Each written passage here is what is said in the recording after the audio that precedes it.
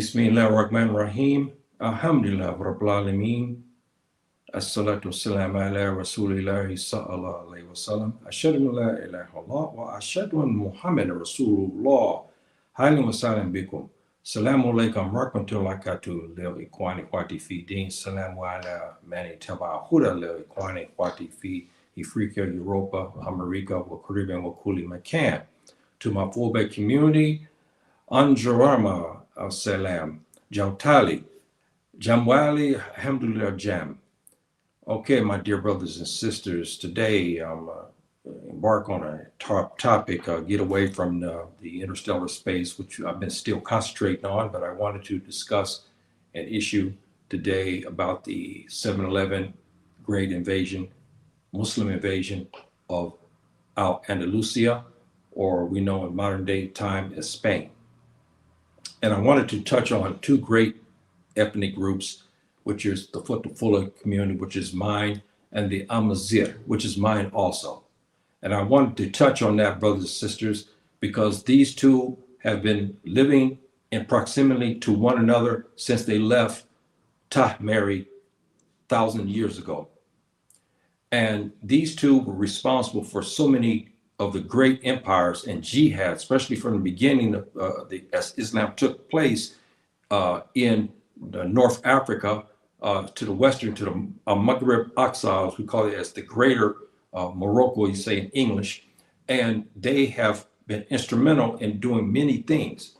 They were instrumental also of, in time, dismantling the Ghana Empire. And they did this they had a couple of little skirmishes here and there, but that was way ahead of time. I'm just trying to give you a backdrop on how it was.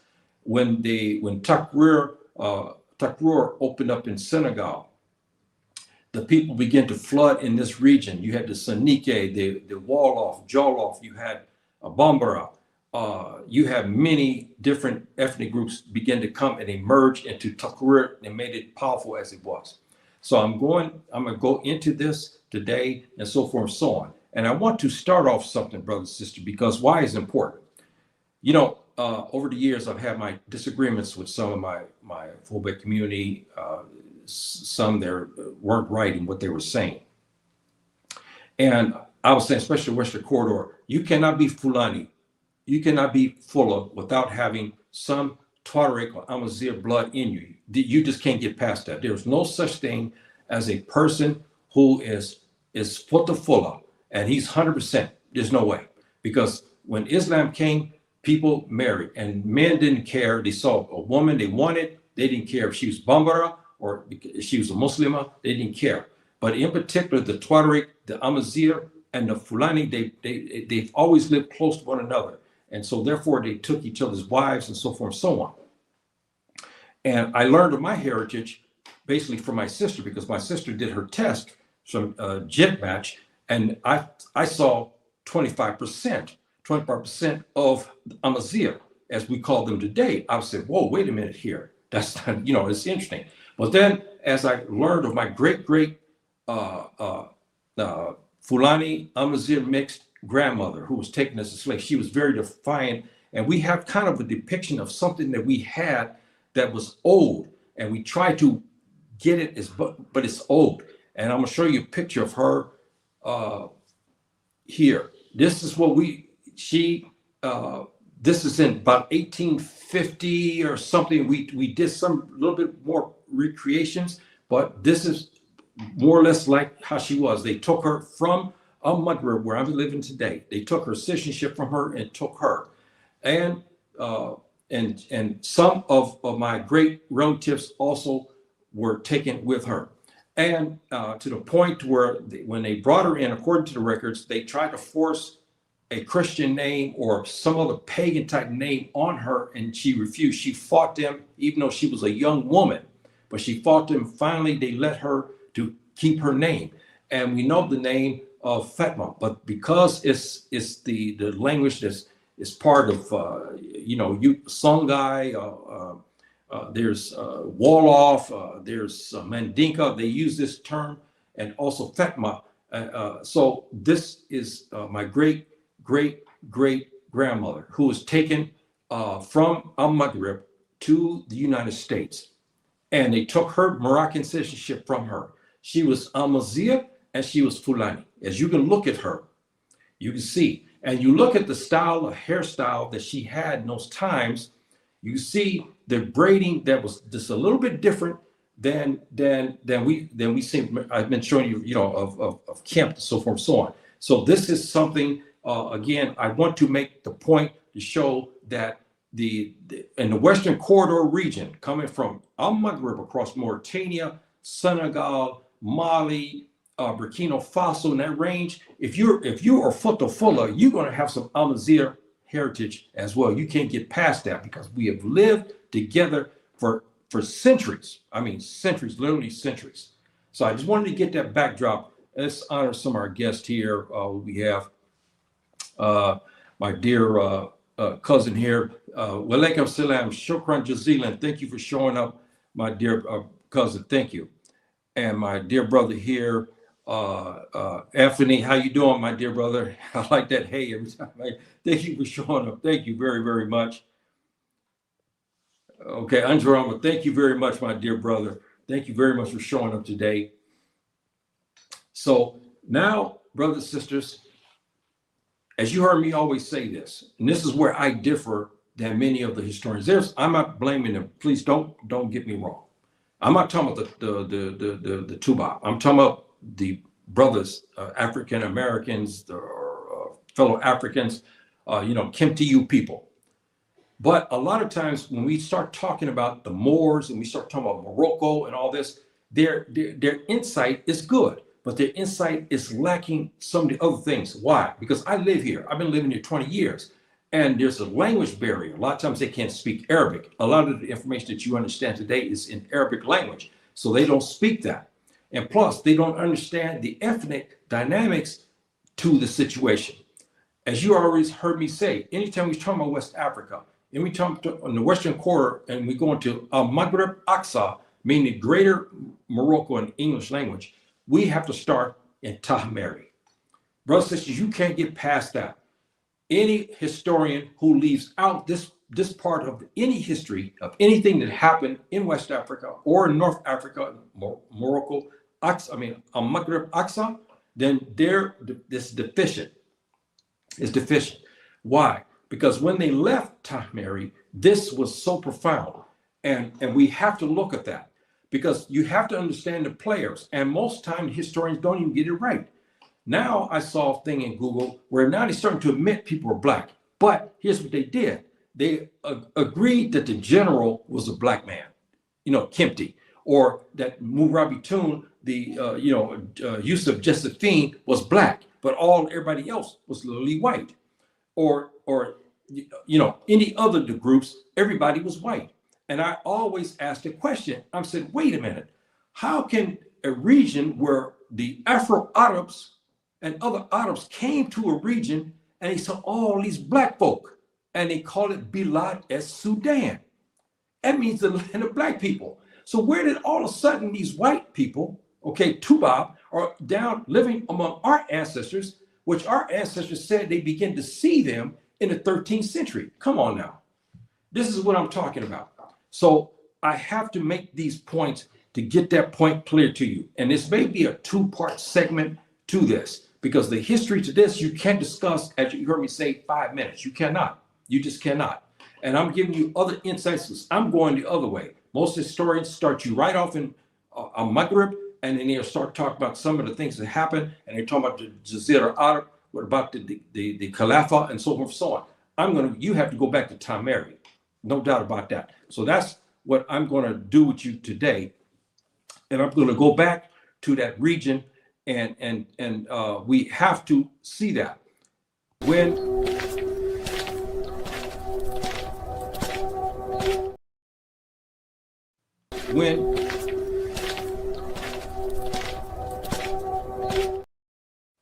our great ancestors began to leave Ta-Meri, they were known as the Ka. There were some other names. They were known as the Ka people, because you heard me talk about this many times about my classes of ancient Egypt, but we know as Ta-Meri. This is where I differ from many of our scholars. I'm not blaming them. Please don't get me wrong. But because the linguistics and understanding the personnel, this is where they're faulty in this regard. It's not their fault. But on the same token, they don't have this. They don't understand that everybody, all of us, came from West Africa. Okay, we came from Ta-Meri, and then we went into North Africa, to West Africa. So this is a lot of they don't understand that. And along the way, then we had our brothers begin to come into the mix. And this is these people here, the Mozab. This is the word here. Well before they became Tuareg, well before they became Amazigh. Amazigh, and the bad word, of course, is Berber. They were known as this in ancient Ta-Meri. This is what they were known as. And they were black people. They were black people. They were not white. And we have documentation of this, that when they left, this is how they were looking as they came across. And you heard me say, when they left, they settled in the same region as the Futafula community. They developed a nation called Shabaka, my name, which is very interesting because the King Shabaka was probably 100, about 300 and 400, maybe about 400, 500 years removed when they left from Ta-Meri to come to present day Algeria and had this big dola. We call this in Arabic language, but they were at this time they were known as Mozab. We have the Mozab people today. They're in Algeria, and we have them over near Casablanca in Al-Maghrib, where I'm living, Morocco, as we in English. We have them today, and they still carry this name, but they're not the original, because these that we have today, and it's not their fault. We're not talking about that, but we're talking about the original people. They were black people. And reason why we know that, because I'll get into that as you heard me talk about this. I'm gonna get into this because what the Europeans said, what they saw us, they did not depict anybody white. This is the crux of it.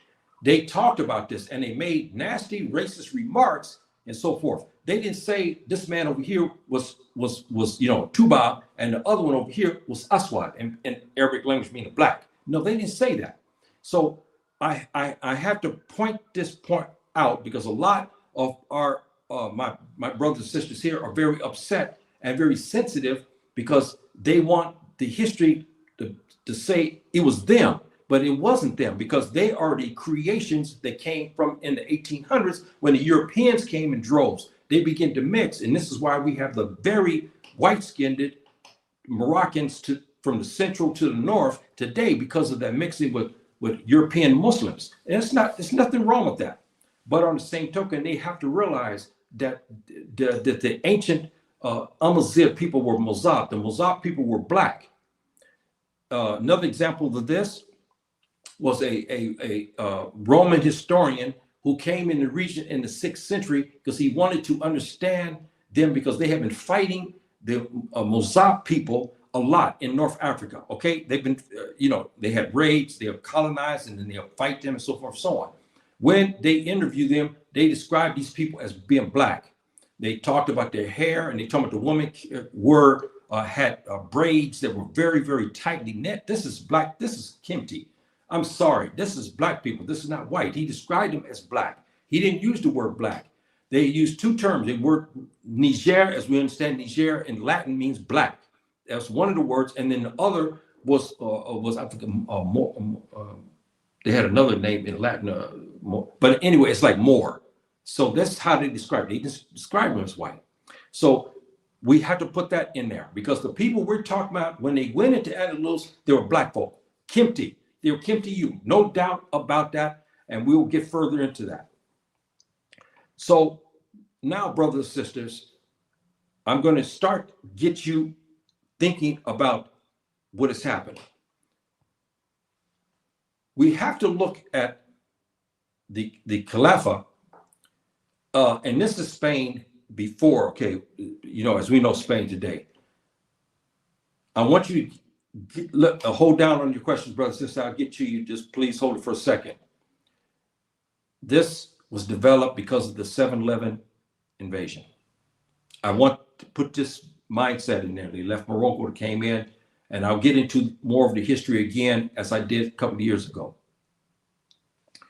And it's very important that we kind of understand. To the north of there is still the kingdom of the Visigoths. They still had that, but the green is ours, the Muslims, the Amazigh, the Fotofola. You had Sonike in there. You have Bambara. You have Wolof. You have many different black people come into this region and jihad. And so forth and so on, which we will get more into that.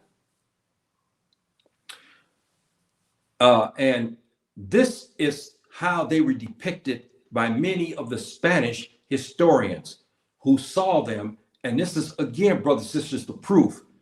They depicted them. And I'll get into a story, brothers and sisters, of this first encounter that the Spaniards had with our brothers from the south in Bilad Sudan, who now were part of the reconnaissance to go into Andalusia, into Spain, to check it out. I'll get into what he said. And again, he did not say people look like them, because if they were white, he would say these people were, they look like, Romans or Germans or whatever situation may be, or Gauls, but he didn't say that. And so they begin to describe them in this regard. And I'm going to tell you something, brothers and sisters. I'm going to tell you something. Let's get this point out. Our ancestral brothers were not punks. These were very, very vicious in their jihad. They were outnumbered most of the time 3-4 to 1, and they kicked butt. Okay, that's bottom line. They kicked butt, and they were something. They meant business.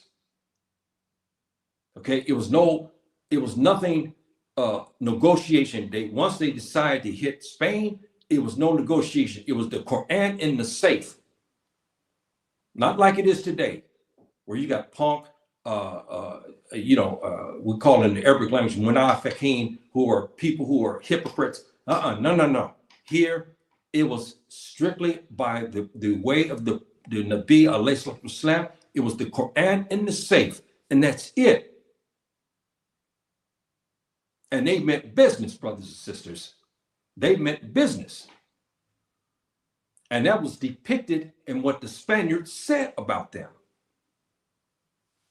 So let's get some of our guests here. And we got here our dear cousin, my ancient. Yes, because you Fulani, my dear cousin. Yes, we're cousins, right? So you're going to have Musab, you're going to have that. You're going to have Amazigh in you. We just can't bypass that, because our brothers, they stayed in the Sahara Desert. They did things together. So that's just, the way it is. Yeah, yes, that's what they call that in English language. Yes. And when you look this up, you do your due diligence, you'll find that their ancestry, the ancestry of our ancestors came out from ancient Egypt. And that's why I have cousins I saw in my DNA jet match, especially my sister in Egypt. Okay, present day Egypt. I have relatives there based upon, because of my great great grandmother. She was part Mozart. See, so that's why that is. My dear brother, and the house of people. Okay, yes, yes. Today we're not talking about the Hausa, because the Hausa had nothing to do with that, my dear brother. This is not no slight on anybody, but this is in the Western Corridor, and the Hausa were not involved at this time. Any of the Igbo, the Yoruba, the Kapele, the Akan, any of these ethnic groups, they had nothing to do with what happened in the north at 7-Eleven. They weren't even Muslims. So the ones who hit Spain were Muslims. So we have to get that settled. And thank you, dear, very much for that. And yes, walaikum salam. Thank you very much for that. Now, we're going to look at something, brothers and sisters. By the 600s, between 100 years before the Great Invasion, Islam started, right? We know. The Prophet, he got his revelation, and Islam just took off. We know that through Jazeera Arab, but because of the dawah, we call this in Arabic language, they wanted to spread Islam, so they began to go across into North Africa and so forth. And we know that they finally came across the Sahara, and then they met a people, and they met the Futafula communities. And this is how this story begins. When they gave the message to our great Futafula ancestors, they were already very deeply religious. And they were involved in, we had some were involved in different types of other religions. Many of them still kept the ancient religion from ancient kept, the Ka. They still kept that. But when Islam came, it tore into them. And they accepted it, and they began to spread it. So now, by about 650 to 670, the Futafula community and its clans, remember I gave you a class on the clans of the Futafula people, they start to move westward. And they're already in North Africa. They start to go westward and up further into Maghreb, as we know Maghreb today. And in ancient times, we know this as Maghreb Aqsa. You heard me say this many times, the greater, because it means to the west, but this is the greater Maghreb, which covers Mauritania and so forth and so on. Okay, we can see we've got one more brother here. I want to make sure he thank you very much, my dear brother. Africans as yourself will go back and claim which is their African forefathers' ancestors, trumps, not the color black. What are you talking about, my dear brother? I don't understand. Wait a minute. What are you talking about? You're not going to get me sidetracked. I don't like where you're going with this.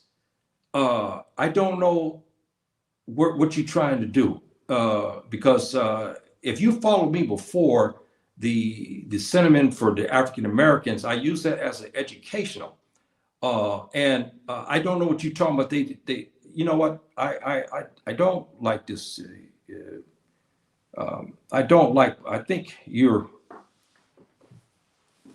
excuse me, my dear brothers, we always have, I don't like, he's way off track. He come with this thing, but the Hausa, he knows that the Hausa, if he has any education as far as history, the Hausa, our dear brothers in northern Nigeria, they were not involved in this. And then this little comment here, he's trying to sidetrack us off, but he's gone. So that, that's, I don't want to get sidetracked off that. Now, as the Islam start to get greater, the Amazigh and the Fulani started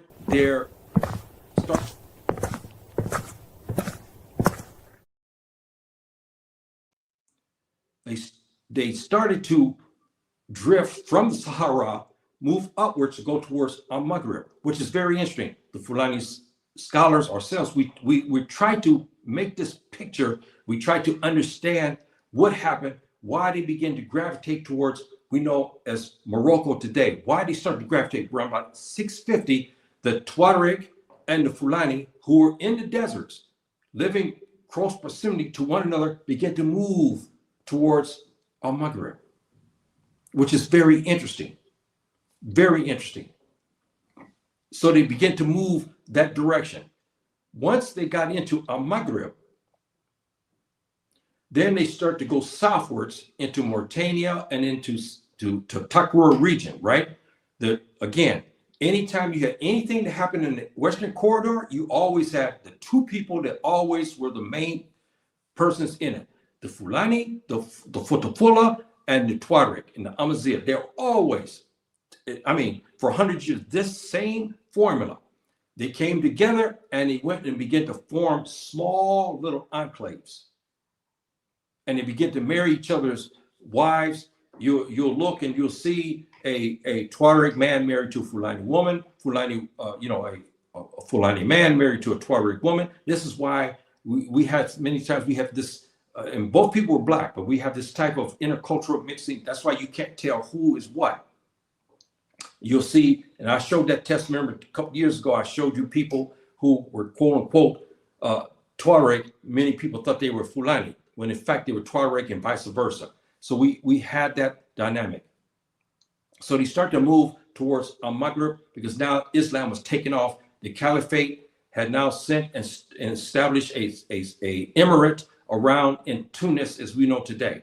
So now the Islamic centers begin, they start to really gravitate towards this region. And boy, and it took off.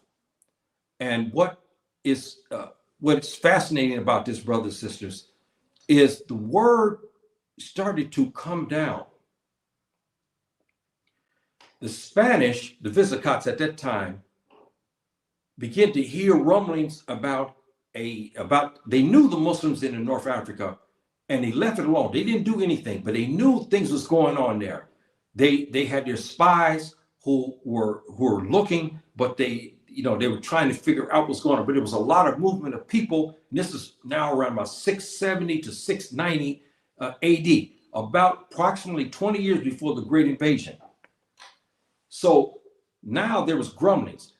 The Visigoths began to send some of their garrisons down south in southern Spain, which we know today as you see the Caliphate of Cordoba, but you see down near the tip, down at the southern part, they start to send and put garrisons there because they were getting word and they felt uncomfortable, and they wanted to make sure that they had eyes and ears because they were worried about the Muslims coming into Spain, to Visigoths. Okay, they were very worried about this.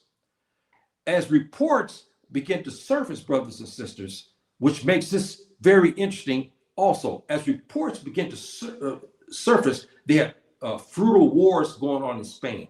When the Visigoths finally took over and so forth and so on, they were very brutal people, very brutal. But one thing was interesting about them. The rulers and the aristocrats all had bodyguards. They took the bodyguards mainly from Maghreb to Morocco, as we understand today, right? And they call them Moro. This is the other aspect why I told you before why they were black. They weren't white at the time. Moro was a designation for a person who came from North Africa and black. My great uncle, name again, was given by my great grandmother Fatma. The name of Moro was given to her son, Moro, because she wanted to keep the heritage. This is what we think now, because we have other names in my relatives too that we trace back to Maghreb. That's right. Moro was one of them. Okay, Moro. So anyway, they had big black, strong-built Moroccans. They called Moro at that time as bodyguards. We got a couple more questions here. I always want to get my guests honored here because that's the best way. Well, alaikum salam. Well, Jem Wale, thank you very much, my dear brother. Thank you very much for showing up today. Thank you very much, my dear brother. Well, alaikum salam. Thank you. Thank you very much for showing up. And my dear cousin is welcoming him. Thank you very much, everybody, for showing up. So now we're at this point, brothers and sisters, we're about 20 years removed. Reports now surfacing hit the emir who's sitting in Tunis of persecution. This is where it gets interesting, brothers and sisters. And I think because I was late today as usual because they start to remove things. What was always the Sudan's further away to? What was always the Sudan's further away to? The relationship always between the Muslims and the Jews were good. The Jews lived under the caliphates, emirates, and the sultanates for hundreds and hundreds of years. And they lived in peace because of the Sharia law. In this instance, now around about 711 years before the invasion, our Jewish brothers, because they were very close to us, they were now, okay, not like we know today. Okay, they're not the same people, not the same people. As you see today in Israel, they're totally different, okay? Not the same people. They begin to come into the emirate to the emir, telling him about widespread raping, ravishing, I'll use that word, it's better, and taxation and persecution of the Jewish community. Along with that was the Samaritans. You heard me talk about them many times because they're very close to us in religion. Because why? They're Christians, but they were the right Christians. They prostrated, they made ablution, and they admitted that Isa, as you know him as Jesus, was not a God. He was a prophet, and they worshiped Tawheed. They always lived under us, and we had discussions, and they flourished under us. Now they were persecuted in Andalusia. I mean, big time, brothers, because they did not accept the white supremacy that now to start to take hold in this region. And they didn't like it. So they began to persecute the Samaritans. Around about 700 ports just flooding into the Caliphate, into our caliphate. And they weren't good. So the emir, and I'm going to give you all kind of names because everything's in Arabic. I don't want to give you the entire. We know that the emir now said, I'm going to have to do something. I want to check this out. So he goes to a Maghrib, and he enlists now a famous person we know today here, especially as Tariq ibn Zayed, rahimahullah. He commissioned him. Now, this is about 710, 1 year before the Great Invasion, and told him, I want you to do the reconnaissance of the southern part and the green of Spain as we know it today. You do a reconnaissance of that. Here's where it gets interesting, brothers and sisters. He took a small force and clandestine, and he went inside to do his thing. Along the way, he had skirmishes with some of the garrisons and some of the clans who were in this region, and they began to kill them because if they let them to escape, then it'll give early warning. Who was Roderick at the time was running it. He give an early warning. He would then send many troops, now expecting an invasion. So they fought many of these groups in the garrisons, and they wiped everybody out. This is about now going about 7-8 months now before the Great Invasion. The Amazigh and the Fulani were heavy and present in Al-Maghrib at that time. But after many of the clans went down further south to Ta-Meri region and to the middle part of Mauritania, Tariq ibn Zayed, he said, look, I got to get the more vicious, the bigger, stronger Muslims who are more hungrier, who want this jihad. So he went down south in a caravan to go enlist his brothers among the Amazigh, okay, and the Fulani. And he brought the clans, many of the clans, back up to the north. These clans wanted the jihad. They wanted it, brothers and sisters. Now, at this time when they did this reconnaissance, one soldier in particular escaped. He played dead and he escaped. He came to Roderick and he began to explain to Roderick, which they believed this tale was, he was delirious. He told Roderick of a contingency of black demons. That's what he called us, because they were not used to, they were just scared to death because they killed everybody. They said they were blacker than the night. and they were stronger and bigger than their people were. They didn't believe this man. They didn't believe this soldier. They thought he was delirious. He escaped. He explained this to Roderick, but Roderick didn't make a move because he said, "Oh man, that's not right. What are you talking about? Black demon. So what are you talking about?" Now again, brothers and sisters, this is well documented. If the Amazigh people were white, why would this man, who was a soldier, okay, he was a soldier, he gave the report and is written in the documents about black demons. He said they were big and black as the night.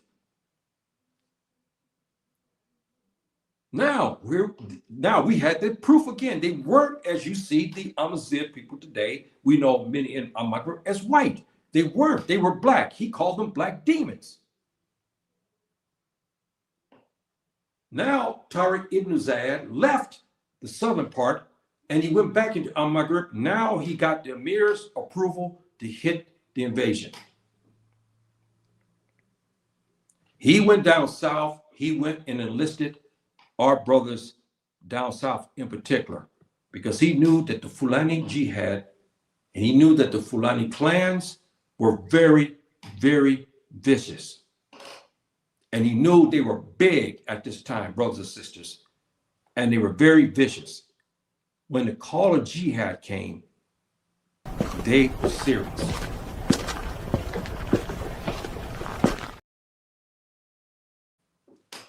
The call of jihad, brothers and sisters, was called.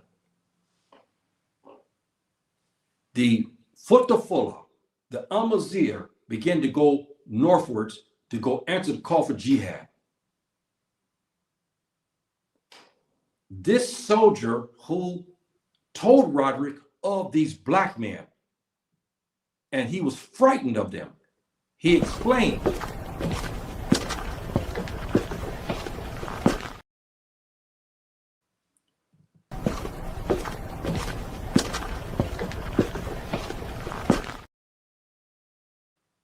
He explained how deeply black they were, how big they were. And he talked about, he said, I've never seen the type of weaponry that they had. Because at this time, our brothers had the safe, we know, and in the Arabic language. And they also had a shorter knife as well. They kept in their band. So they had the safe, the sword, and then they had a smaller, almost like a khanjur, as we call this over here in Maghreb. It's almost like that, but it was a little bit longer, and they carried lances. So you can imagine this Tubab Spanish person who their garrison was attacked, everybody was killed, he played dead, he escaped. You can imagine this is the first time he saw people like this. So this jihad now was coming into place from this.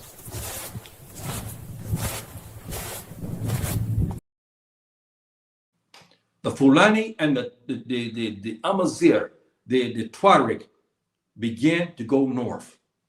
Everybody wanted a piece of this. Everybody wanted. This is where our historians didn't fully understand. We got some brilliant African Americans. We have brilliant, even European, black folk came to you in Europe, brilliant historians, but they lack some of the linguistics in this. And they don't understand the ethnic makeup of this as well. And they begin to come in earnest. And now they start to have discussions. Brothers and sisters, not this part. Let me see, let me try to find it. They took so many of my things here. Boy, I tell you, I'm not happy about this. They took out. I had even them in the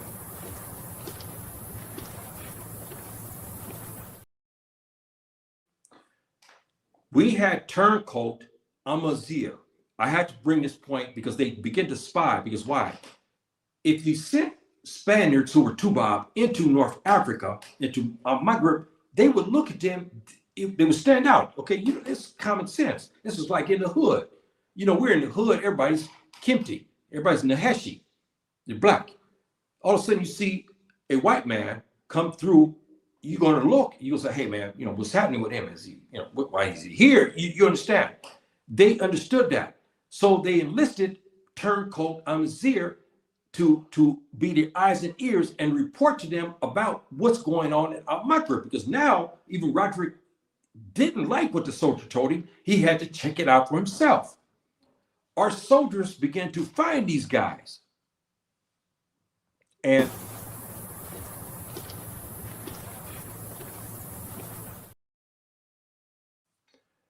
when they found them, many of them were executed. Others were allowed to come to fight in jihad. They repented. They came to Islam, and they repented and they joined the jihad. Now Tariq ibn Ziyad, he had approximately 3,000, 4,000 troops, and he's going to make his entry into Andalusia. And this is where it starts to get very interesting, brothers and sisters. And again, in the back of the mind of the Visigoths was the fact that this one lone soldier who saw them, he warned Roderick and told him, and he warned him deeply about these black men. He said, I saw at the southern part, they wiped everybody out. And now they didn't have the cell phones, they didn't have computers, they didn't have iPhones, okay? They didn't have any of that. They didn't have drones and all this stuff. They didn't have that. So news didn't travel very easily and quickly as we know today. So, and he was busy still because he had skirmishes going on he had the Basque up to the north. He still had a lot of stuff he was concerned about. He was concerned about the South, and he kind of discredited the soldier and everything. But still, him being a smart man, he said, okay, let's enlist some of our spies in North Africa, okay, to go in and watch. So our brothers began to find them. So, and execute them when they found them. Because under Islam, you have to understand something, especially at this time now, that the jihad, they didn't want to be discovered, and so forth and so on. If they let these guys go back, they went into Spain and reported, say, hey, look, there's a jihad coming. I've seen all these people coming from the south, from the Sahara, okay, coming from this region. And he said, we see all these big black people coming from the desert.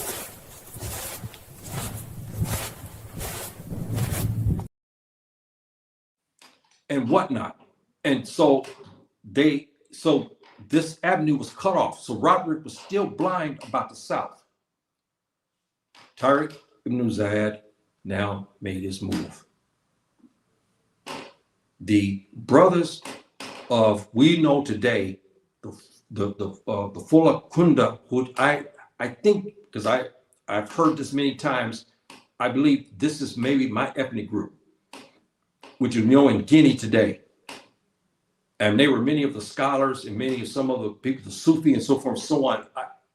I heard this because I have this heritage there, the Fulla and whatnot. So they now were ready. And they talked about these particular black people they saw, these Kempti people. Again, I got to reiterate, think about this, brothers and sisters. I'm trying to put it in your mind. You have white men that have not accustomed. They were accustomed to seeing black people. Yes, the Moroccans at that time, they were black, but not like this type, okay?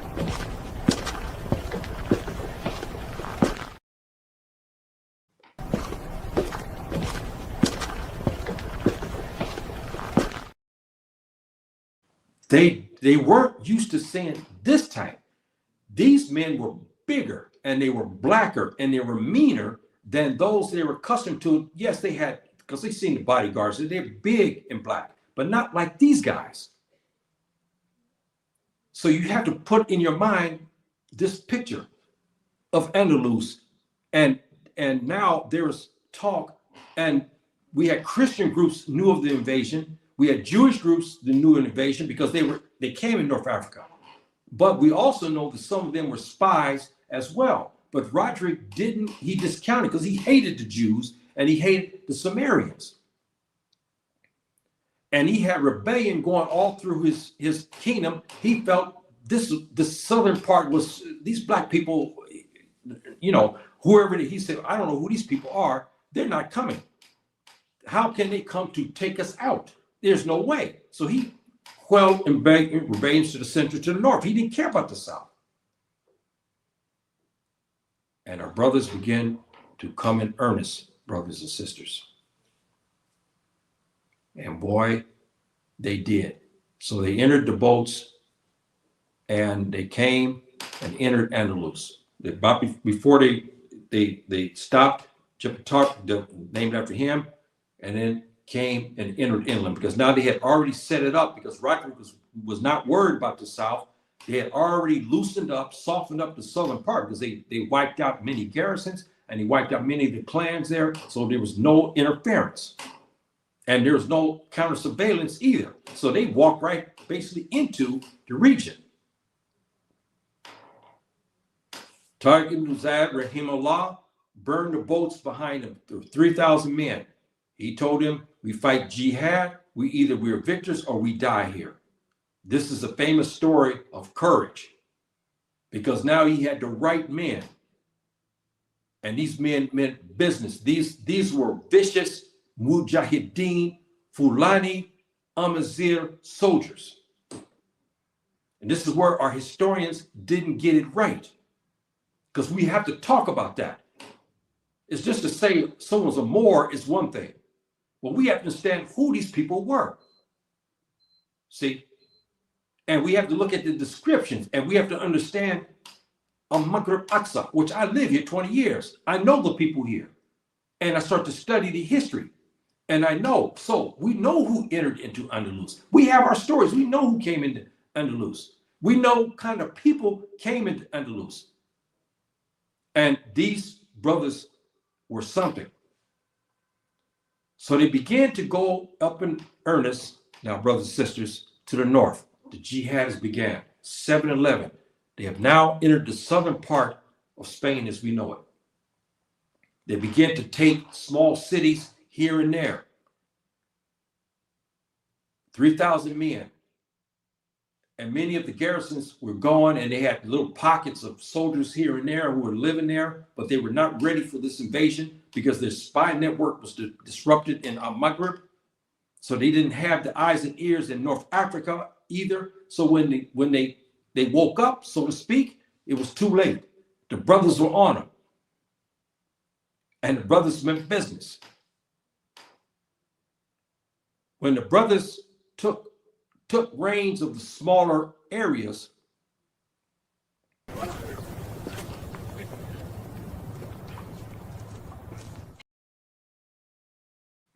this is important, brothers and sisters, this part.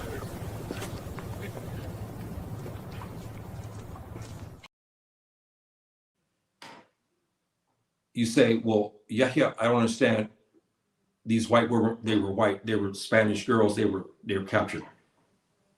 These girls that you just saw here now will play an important role in the beginning history of the Caliphate there in Spain.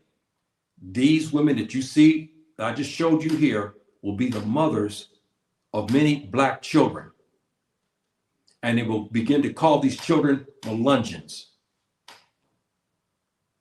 These Melungeons were the ones who left Spain to go into the New World with Columbus and others. They were a mixture of a black people, you know, with the Fulani and Amazigh and the Bambara, the Wolof.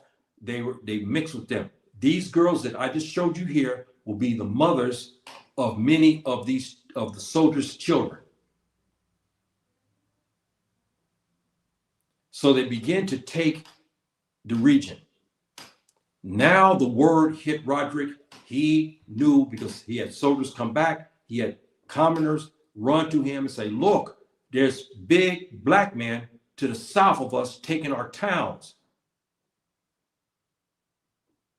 Now Roderick knew what was happening. And before there was any encounter, there was a situation that happened, brothers and sisters, too.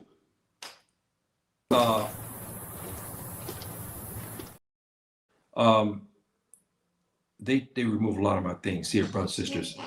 I don't see it here. I'm sorry. There was an encounter. I think I got it here. Okay. There was one encounter. One of Ta-Meri ibn Zayed's men went further north with a contingency. He took the most skilled warriors and fighters, and he sent a contingency to the north because they wanted to see, because Roderick was in his kingdom was there in the central part of Spain, as we understand today. So he sent the reconnaissance up there. He sent a particular group of Amazigh and Fulani Mujahideen soldiers. And there was an encounter that had to blow away these Visigoths. And I can imagine, it's like you seeing somebody you never saw a Japanese person. I'm saying, okay, for instance, you looking at me, and because they're not you, so it's different.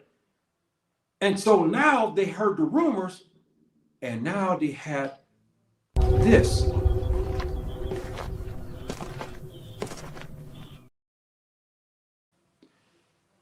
The first encounter was the soldiers who were encamped about 200 kilometers around the kingdom.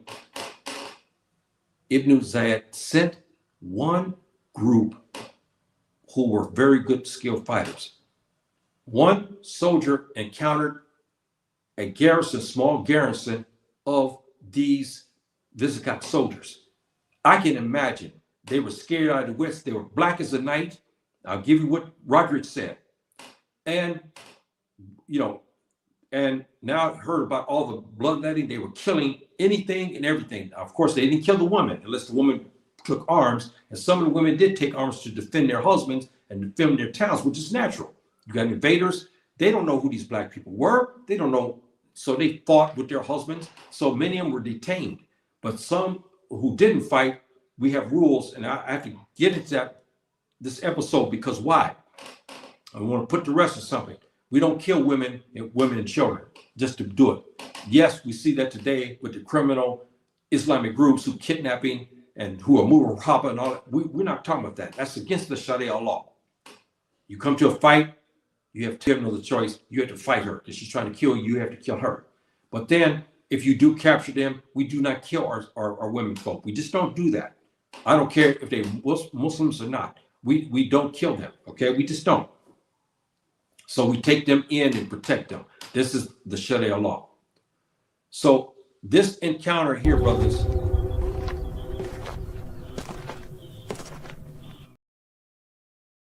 will be a turning point.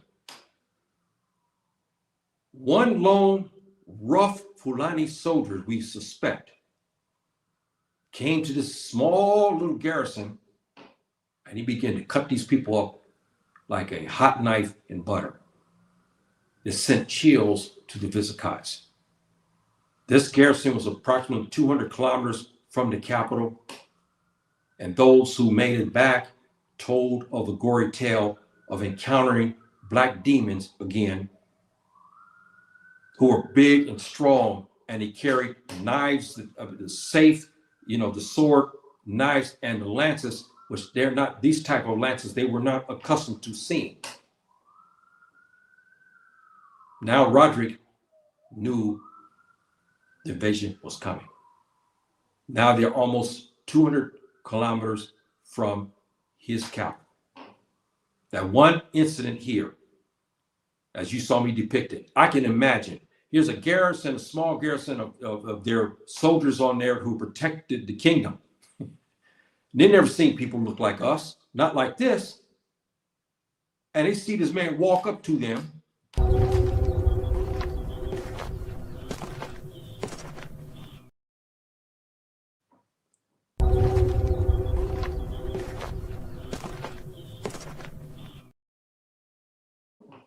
Take out his sword, and he slays the soldiers.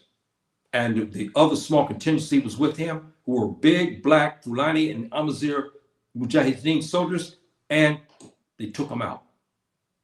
Now Roderick started to send, because the word came down, he started to send his garrisons and so forth down south to meet the Muslims, which they will go in battle. Roderick now got the full picture of who they were. This again, brothers and sisters, proves something. This is not a black man who's talking. He's not Kempty. He's not Naheshi. He's not that. He's a white man. He's Tuba and a ruler of his nation. He said about the black people, he said each was blacker than the other. It puts to rest that 7-Eleven, that the legendary Tuba men, Nordic-looking men, were invading Spain. Brothers, this is not happening. You look at what Roderick said. Roderick said in his documents, he wrote about the history. He said these people he said they were blacker than the other. Each one was blacker than the other. Meaning the people were black folk. They were Kempty. They were Naheshi. See, so now we put the rest again, this episode of where everybody is Tuba. Yes, they had a man who cleaned the toilets, he was black. Or they had a man who did this, who put up the tents, he was black. But everybody else is Tuba. It's not the case. Now Roderick himself is talking about black soldiers. And the incident between this one Mujahideen, Fulani soldier, and you can imagine, these men meant business, brothers and sisters. He walks up to these people.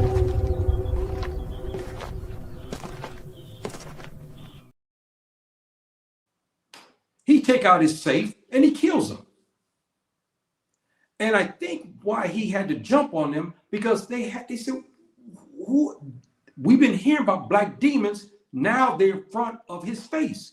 And they probably they couldn't react. He took out his safe and whoom, and they were gone. And the garrison that was there was taken out. There was one probably out too, because somebody escaped because they got the word back to Roderick. Very interesting. Very, very interesting, brothers and sisters. In the meantime, to the south, they still were doing mop-up operations and so forth and so on.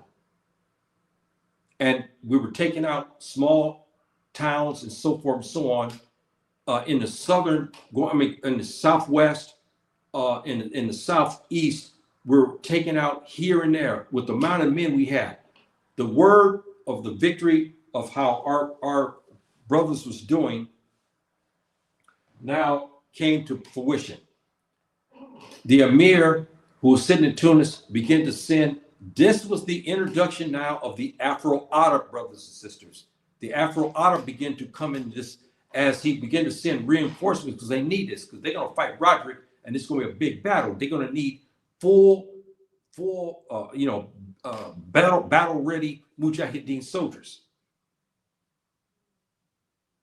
So when these soldiers entered into the southwest of Andalus, as we see it in green here, they went to go meet with Tariq ibn Ziyad.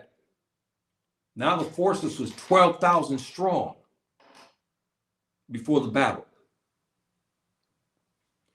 And Roderick was up in arms because he see the writing on the wall for his kingdom. He saw that. He saw the writing on the wall. And now he didn't know, he couldn't negotiate.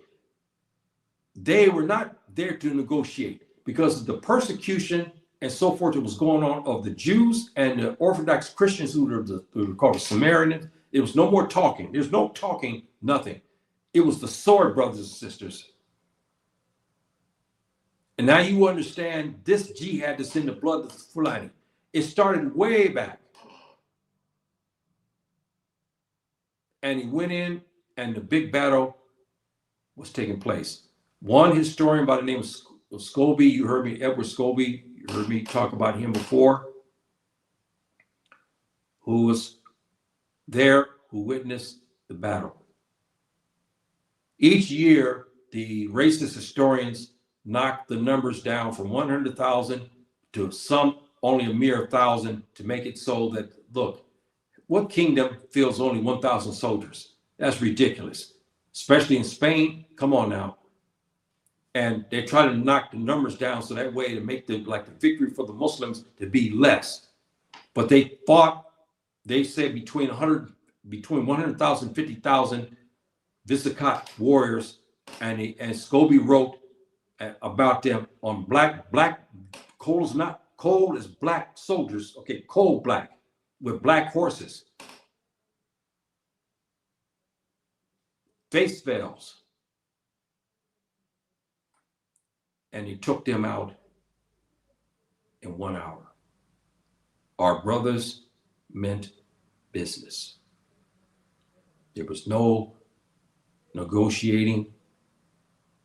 There was no, okay, we'll sit and talk. None of that happened. They put them to the sword, brothers and sisters. The counts of 100,000 to 50,000 Visakats were down to thousands, mere thousands. They said on the Muslim side, we lost 3,000 Mujahideen soldiers, Fulani and Amazigh. 3,000 out of 12,000 died. But upwards of 3/4 of the army. So we don't know what number now, because we have reports 100,000, some say 50,000. But now as you go through Google, you see some of these racist historians today will say it was only 500 Visakats. Bullshit, okay? You know what I mean? From the hood, bullshit. No. The numbers are way over that. We'll say, we'll even less it for them, 50,000. 3/4 of the soldiers were taken down. They were gone. Okay, they wiped out everybody. 12,000 wiped out, clearly almost 50,000 of Visakats. Now our brothers were the masters at this time of most of Spain. It's going to take them years to conquer all of Spain, as you see this map here. So don't get the impression after 1 hour they took everything out. They didn't, because the Visakats were defeated, but they ran to the north to gather, to regroup, and they did. And there were skirmishes on and off, brothers and sisters, that lasted up a couple of years. But in the meantime now, the Emir, he put into place the system of governance, and he put Muslims in charge of many cities that was under control of Muslims. And the mixing began, brothers and sisters. Okay? I mean, bottom line, you know what's happening. The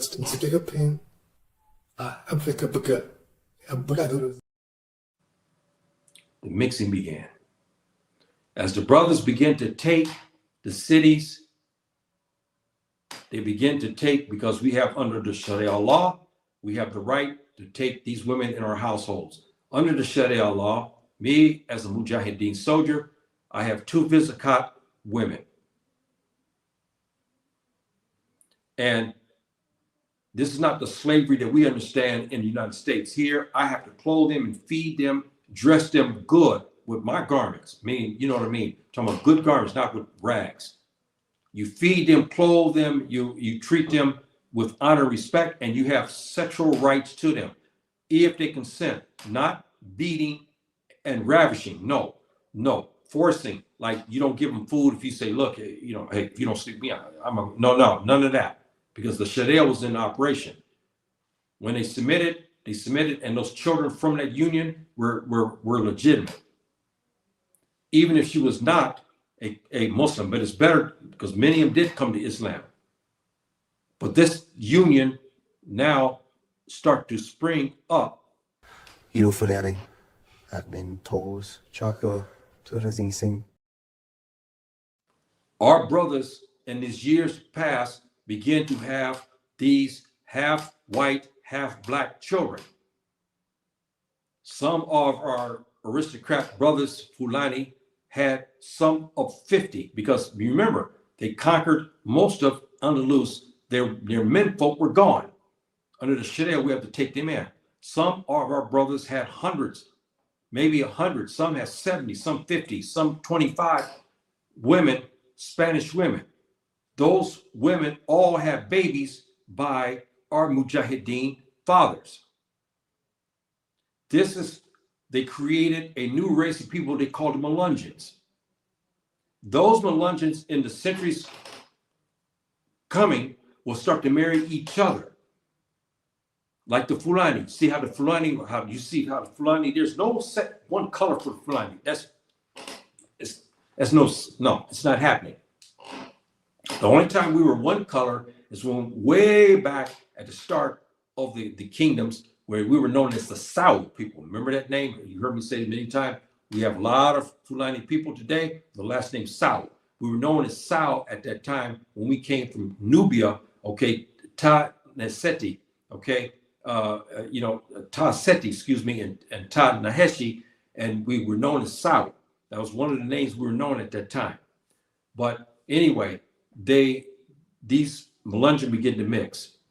These Melungeons will eventually come into Al-Maghrib. That's right. That's why you have the Moroccans today. You have some that are very pale skinned, and you look at their hair. The hair is curly because this intermixing was interplaced, and a genetic makeup developed with these people. That's why they kept their characteristics. Same with the Fulani people. The mixture. I'll get into what happened to us in ancient Egypt. Bear with me on that, brothers and sisters. In time, I'll get into that, and I'll give you the what happened in ancient Ta-Meri at another day about the Fulani.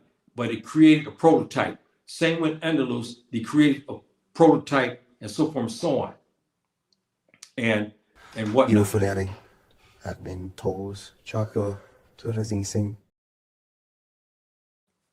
And so our brothers now have taken control of the region, and it'll take a number of years before they took all of Andalusia. And that's basically kind of how I would give you the story of that today, because I'm giving you other aspects of it. You can go get many versions of it today. You'll get, they'll tell you, you have historians tell you, and they'll show only, Tubab. I'm tired of fighting them. I've argued with many of them, even some of the brothers who Kempty. I gave them evidence. I said, look, you don't understand linguistics. If you understood Arabic and read these documents here, you would know what these people were talking about. See, so, but, and now also we have some of our good historians who are our Tubab. They're bringing this story out and they're bringing it correctly. So we have to give credit where credit is due. See, and this is a big. What was Axo is the? So does further away to. Under our protection, many of the Samaritans left and came into stayed in Tunis, and they lived there for a long time. In southern Spain, they were just about wiped out. Most of the Samaritans were wiped out by other Christians, because when the white supremacy started to come in and they changed the religion around to make Isa into a god, see, the Samaritans differed with them. In order to cover up this, they began to kill them. They said, you accept the way we do it, or is it, they painted him as white, and they had the Trinity. So then they began to kill the Samaritans, and so forth and so on. That's why you don't have many of them left today. They begin to wipe them out, in earnest. And this is a sad epitaph. Those who stayed with the Muslims, many of them became Muslims, and this is why they kind of disappeared, because a lot of them became Muslims. They lived under us. We protected them, and they began to accept Islam, and then they were now Muslims. So we had that aspect. So, brothers, this, I'm excuse me here. We have this beautiful invasion. There's a lot more to this, but I gave you the nuts and bolts because I wanted to talk to you about the people. I wanted to prove to you about the people again, because everything that happens in our continent, we always get robbed. Now, when there's something wrong, of course, they're quick to say he was Naheshi, man. Oh man, yes, sir. But when there was something that was an accomplishment that takes ingenuity, or something, then that's where they fight us for the race, and so forth, so on. And it's really a sad epitaph that we have this. And I'm very adamant about learning the history and learning history correct, because this is a very important aspect, because we have a lot of misunderstandings today, and we have a lot of people who are still clinging to the fact, because they look at the Moroccans today, they look at the Algerians today, and they see them being very pale in color. They say this is the one who was there in the 600s. We know it was not. We know that. And even by the time my great grandmother was taken, okay, and we have kind of like a depiction of her, we know that this is not a European woman. She's Fulani. And white folk, the Tubab women don't have hair like this, Okay, they just don't. See, so my great great great grandmother like this was not a European. See, so we have to get this aspect pointed out.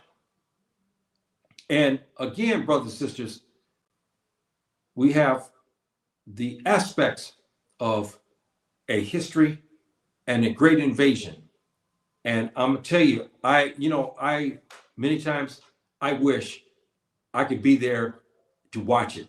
You know what I mean? Go back into time and watch this particular situation, because I'm curious how I want to see people, how they reviewed us. And we know by the literature what they said. When we get, I will bring this point and I'll start to close. I got Andalusia again, yeah. Over to your northwest, to your right, we're starting to get into the kingdom of the France. We know is okay, but at that time we were known as Gaul. We had now, by 729, we had already taken all of, just about practically all of Andalus. All in the green is under Muslim control. We decided now that we wanted to go up into the land of the Gauls, who we know as the French. And there was a famous warrior king by the name of Charlemagne. You all heard that, you know about this history, and so forth and so on. So that is something you know about. And the Muslims began to have bloody battles with them. But again, brothers and sisters, we go back to something even by 729.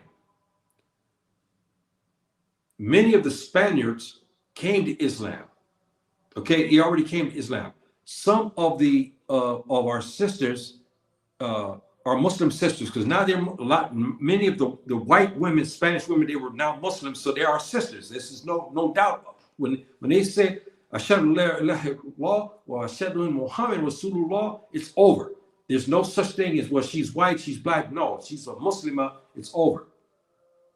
So some of these children now. So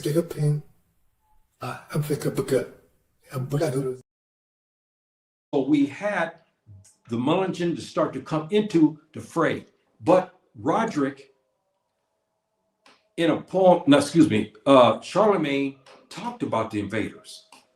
Again, here we go again. He said they were molten black. He said only thing white on them were their teeth. And we had Spanish soldiers who are now Mujahideen because they joined to be Muslims. We had that. But Charlemagne knew that this were not the original invaders, because there were some there. Yes, some. But he was fighting black men, very black. And he wrote a poem about that. And I forgot the name of the book now, the book. I can't think of the name of it. But anyway, those poems in there, he described the Mujahideen who came into France to fight them as molten, not black, just black, molten, like Neheshi. The word Neheshi means a very black person. This is them. He was talking about they were molten black. Only thing white on them were their teeth. So that's the other evidence, brothers and sisters, of this. And again, we look at our great ancestors and their jihad into Andalus, and it had to be some spectacle to think about that. And I know when our brothers entered into the southern shores of Spain, and they defeated the small garrisons that Roderick had put up to the south, just in case he won. He said, okay, we're going to look. Plus, he had rebellions going on in his country. He wasn't worried about Africa and North Africa at that time. He was not. But he still, he heard things, but a good ruler would not be totally blind. So he put garrisons down there.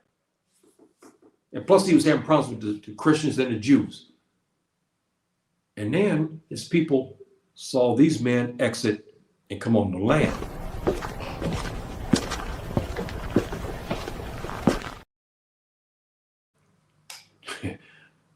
I wish I was there to see that.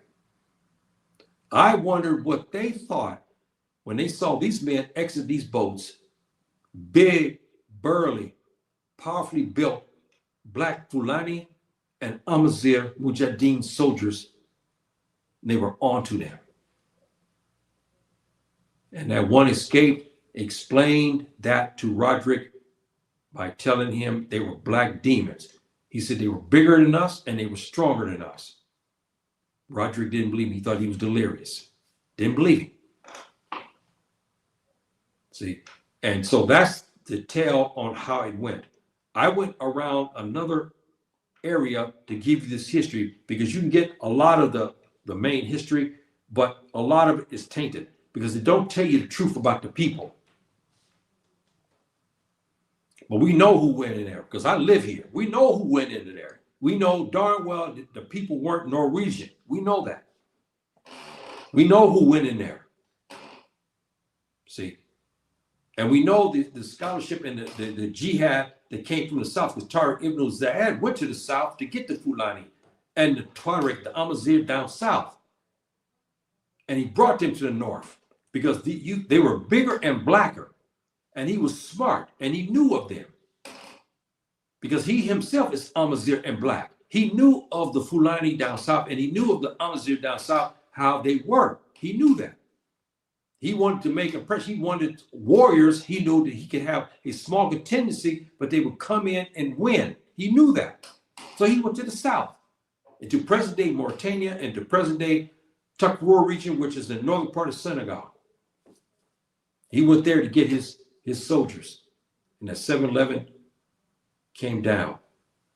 And I can imagine how the word came down for this jihad, brothers and sisters, Tuareg and the Fulani.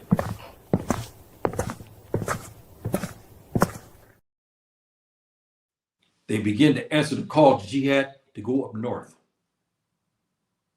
And they went up north to fight with their brothers in this jihad. They wanted to fight for Islam and to bring Islam to Spain. And plus, they heard about the persecution. They wanted to do this. And this is a beautiful story in this regard. And I forgot to show you this, to give you when our brother Tariq ibn Zayed, when he began to formulate his plan, he had many clan leaders because we still had the clans. Now you got to understand that. Even here in Morocco at the time, we still had that. So he had to, because now we start to have the clans begin to develop, the Zenata, the Sanhaja, which is the Amazigh blood, Sanhaja, and they start to have that. So he had to bring leaders in who was going to be in this and whatnot. We attack at first light here. It is the only way. But what about the southern flank? If we commit the reserves now, we risk... They sit in earnest to discuss the invasion because it's a small force of them. Tariq ibn Zayed had a big responsibility because he's going to take on a nation with a small contingency of Mujahideen soldiers, brothers and sisters. See? And that part was important. We attack at first light here. It is the only way. But what about the southern flank? If we commit the reserves now, we risk... And the battle plans were brilliant. And they were successful, and they marched at that time with 3,000 Fulani and Amazigh soldiers to the capital. And then they waited for reinforcements, which another account between 7,500 to 9,000 came and joined in the big battle to take Andalusia from Roderick at that time. And that's the story, brothers and sisters, way it was. And as I said before to this, you always got to go to Ta-Meri.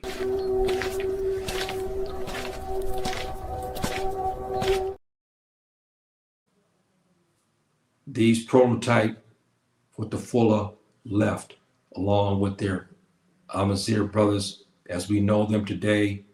We call them the Mozab at that time. We call them the Mozab people. And this is the word you do your research on them, brothers and sisters.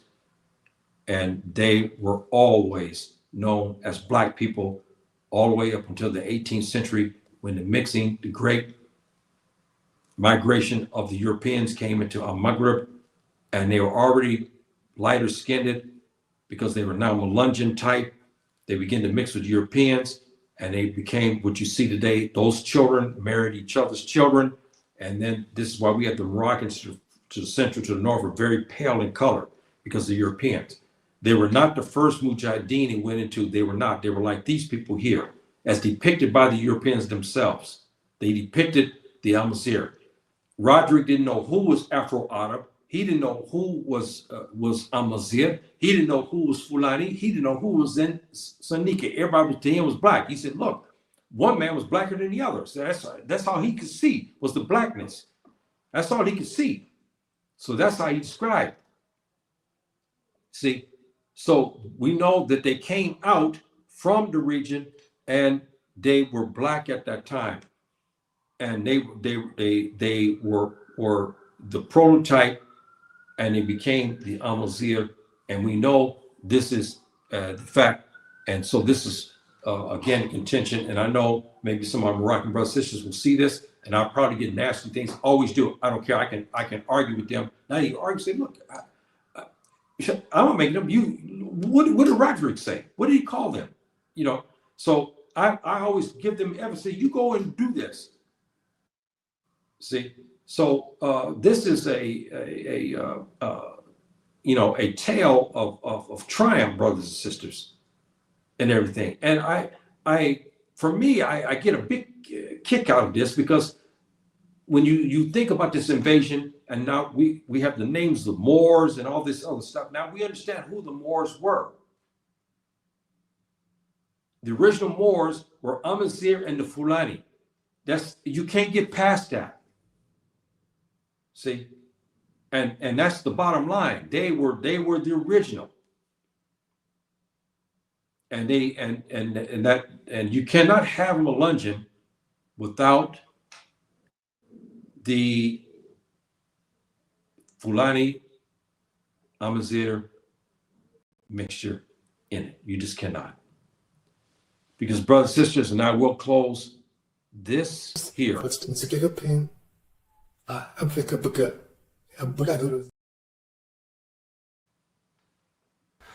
Fulani had been toes, Chaco, Sing. This union here will produce a lot of mixed race children for a couple of 100 years, because these brothers were busy. When they weren't in jihad, they lived in their houses, and they had captured Spanish women, not women basically coming from the continent. They didn't bring their Fulani woman, they didn't bring their Amazigh woman at that time into Andalusia, because it was still a war zone. And men, as my teacher in Ghana told me, he said men's nature is to eat and mate. You got Spanish woman,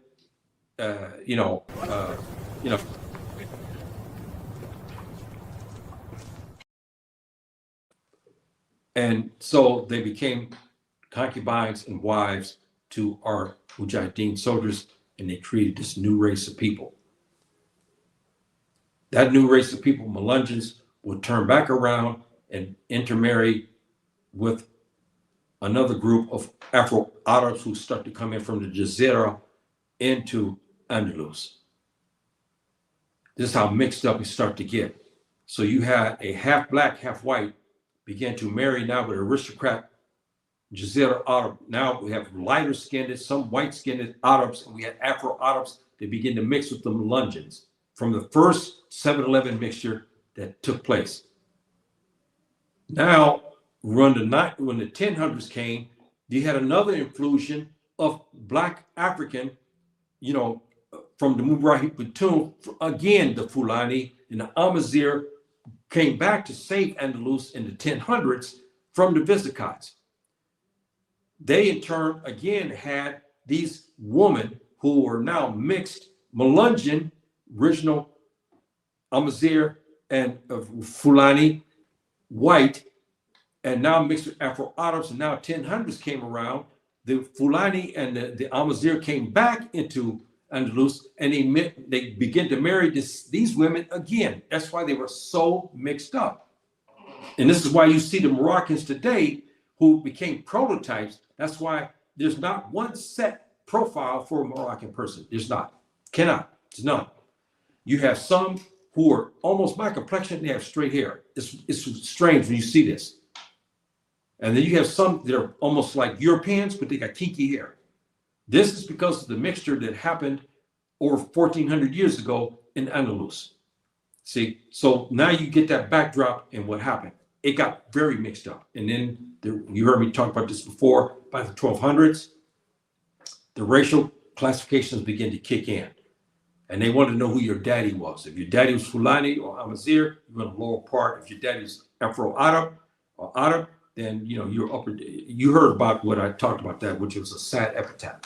So, brothers and sisters, I'm going to close here. I got to go pray, and I gave you this course today, and I'm hoping deeply that you guys get something out of this. And please, brothers and sisters, subscribe to my station, and I will put my information up there again. I know a lot of people probably didn't get my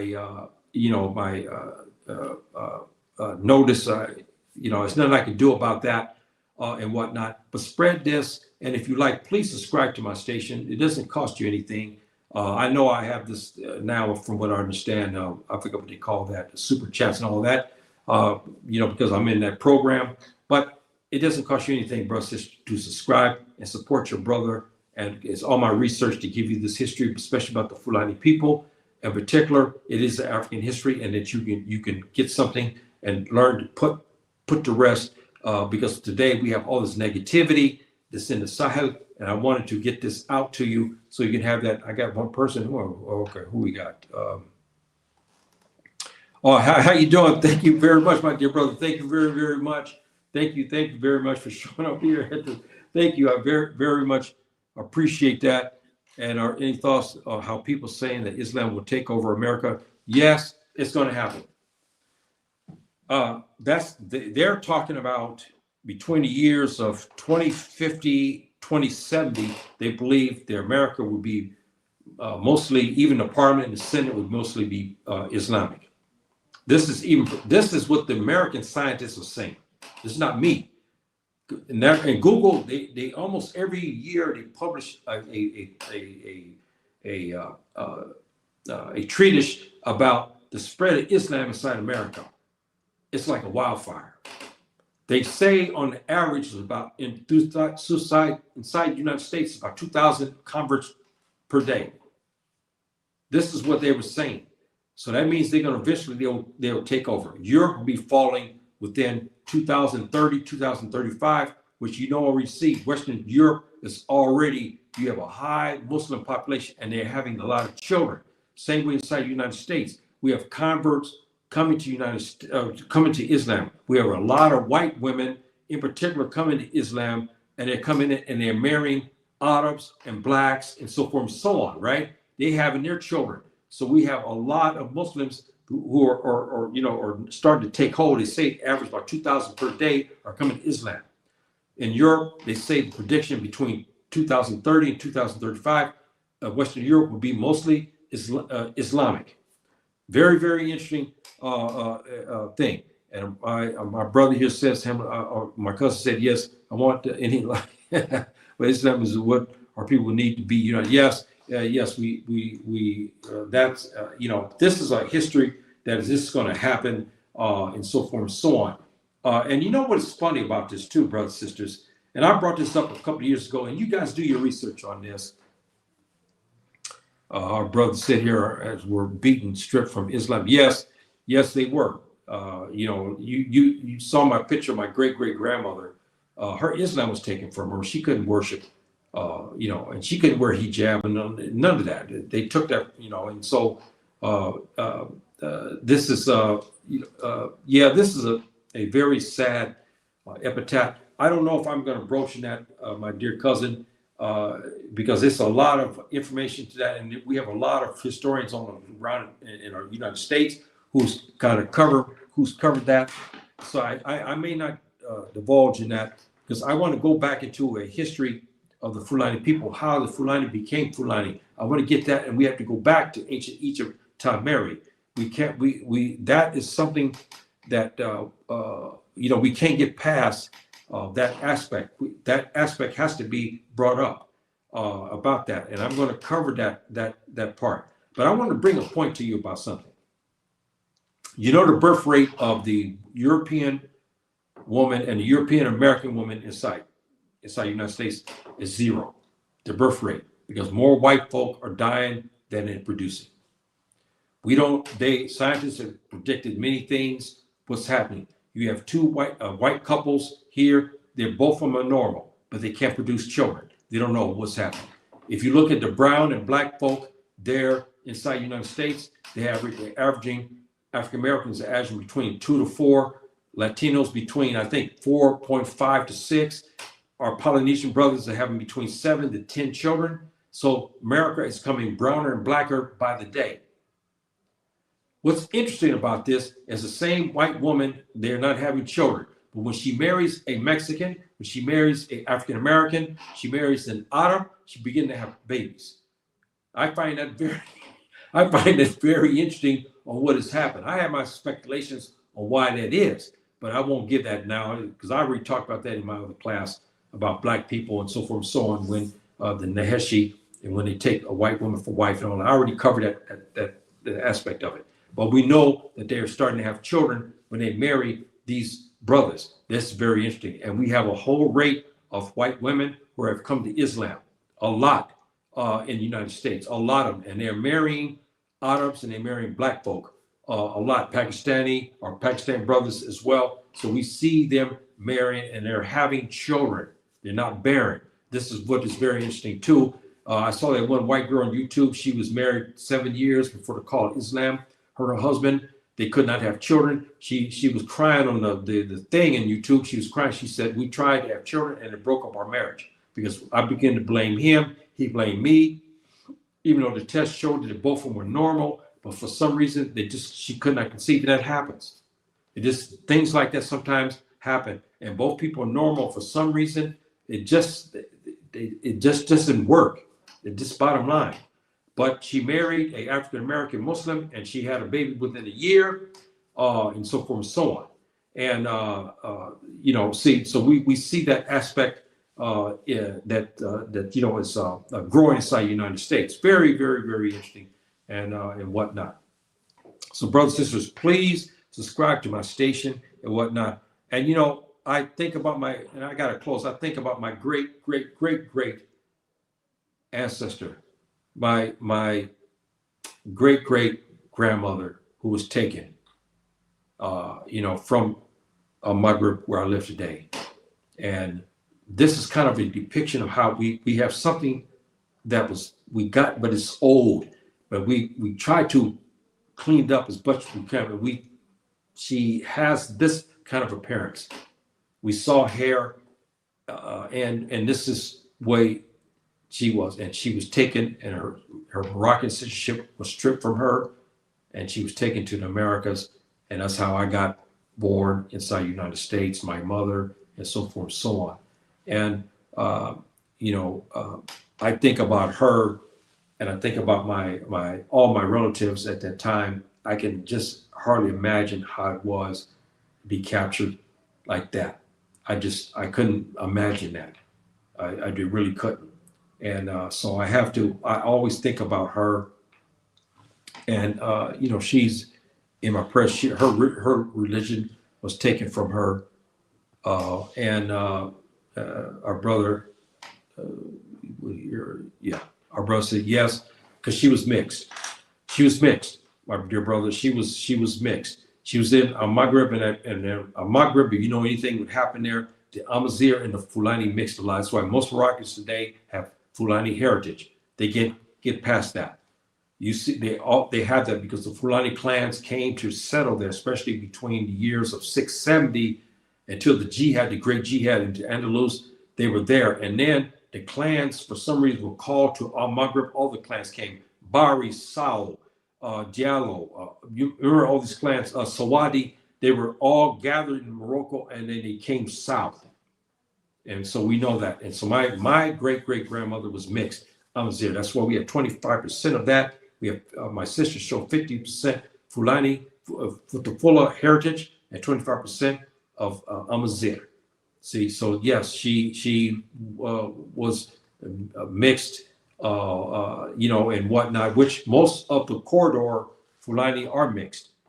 There's no such thing as a 100%. You may be Fulani and Mandinka. You could be Fulani and Mende. See, we know that. And you could have Wolof. Because when Islam came, there was no such thing as the clans, that's so to speak. And you married a woman, she might be Wolof. So what? But she's a Muslimah, so you guys have the same culture and whatnot. But this is why the DNA is so important for us in America to learn who we are and whatnot and so forth. So brothers and sisters, I think that'll be it. And I got to where our brother said here, okay. And this point here again is very, very troubling when we think about this.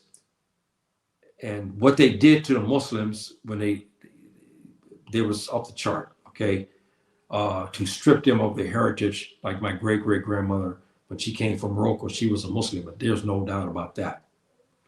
No doubt about that. And my great-great uncle, whose name was Moro. This is the name that was designated for Moroccan man at this time, was Moro. They would call every man from, said, where are you from? North Africa, Morocco, Maghreb? Oh, Moro. They just call you that. See, so this is, and I had a great uncle, great uncle by the name of Moro. Very interesting heritage and whatnot. Very interesting heritage. I'm very proud of.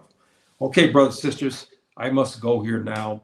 And please subscribe, spread my tape, and I'll see you the next time. Inshallah ta'ala bi'ithnillah. Assalamu alaikum. Rahmatullahi wa barakatuh.